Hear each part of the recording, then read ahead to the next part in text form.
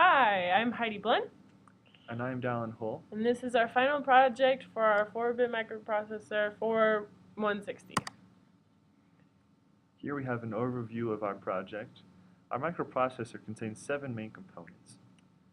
It starts with a binary counter, a program prom, instruction decoder, data mux, register file, ASCII display, and an ALU with an accumulator register linked to it. And then we have our binary counter. We have a clock. The input for it is a clock which goes through all 8-bit binary numbers. And then we also it has a enable, but we just hooked it up to a switch so we could turn our circuit on and off. There's other outputs that we didn't use, or other symbols we didn't use, but that's okay. Then for our output, we have our Q, which sends that 8-bit count to the program prom.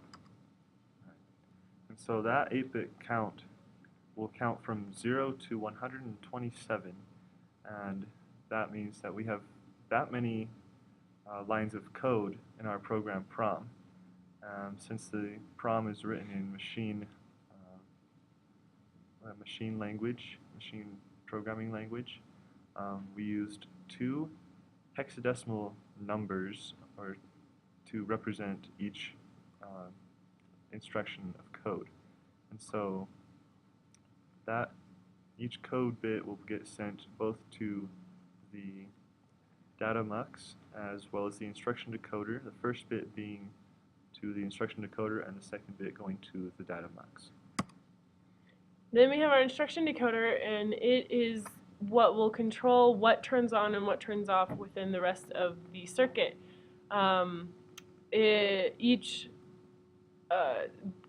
Because it takes in those 4 outputs, it will then translate it into 8 bits, and each bit turns something else on. And we can enable a lot of different things at the same time, or we can enable just one thing. And so one of those things that the instruction decoder controls is the data multiplexer.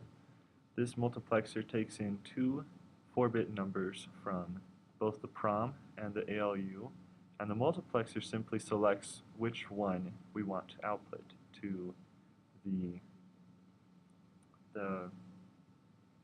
register. No. Yes, we're outputting to the register file. Okay. Then we have a register file which takes those 4 bits, or those 8 bits actually, and puts them into 2 4-bit registers, and then it will hold those registers until we need to output it into either the ALU or the ASCII display. And it will do that on a clock signal depending on if it's enabled by that instruction decoder. So when our register file has a number, it'll send both of those numbers to the ALU, or the arithmetic logic unit. And depending on which command it takes from the instruction decoder, it'll select one of 4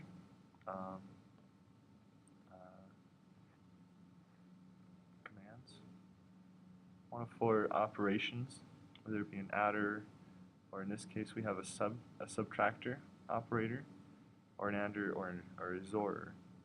And with that, it will output the result of that into a temporary accumulator, and then output that to the data mux. Okay, then in our ALU, like we said, we have a subtractor. Instead of our OR, we didn't need our OR for any of the operations that were required, so we decided to replace it. So we take in 4 bits. Our second 4 bits, we will take the inverse of those, and then we will add the 2 together in our adder block. Take the output of those of that 4-bit output and add 1 to it, making it so that we have it's what the 2's complement binary subtraction equivalent is. And this is the symbol for our ASCII display.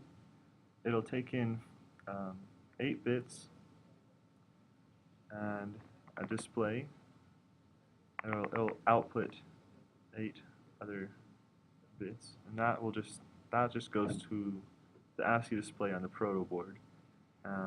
The 8 bits that it inputs form will form a code for one of the ASCII symbols, and so each ASCII symbol represents either a 1 or a 2 or a number or a letter or a symbol of some sort. And so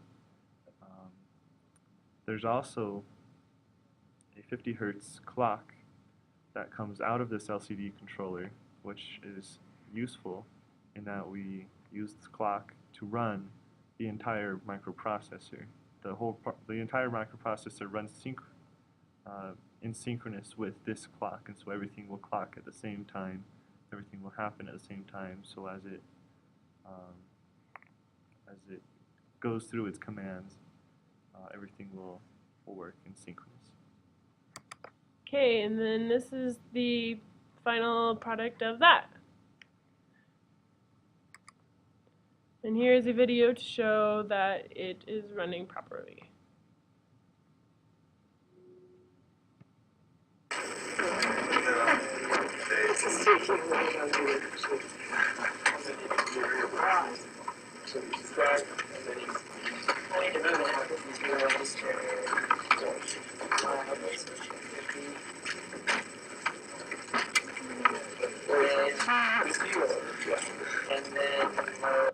There you go, and that is the end of our final project. Thanks! Hope you enjoyed it. Have a good break.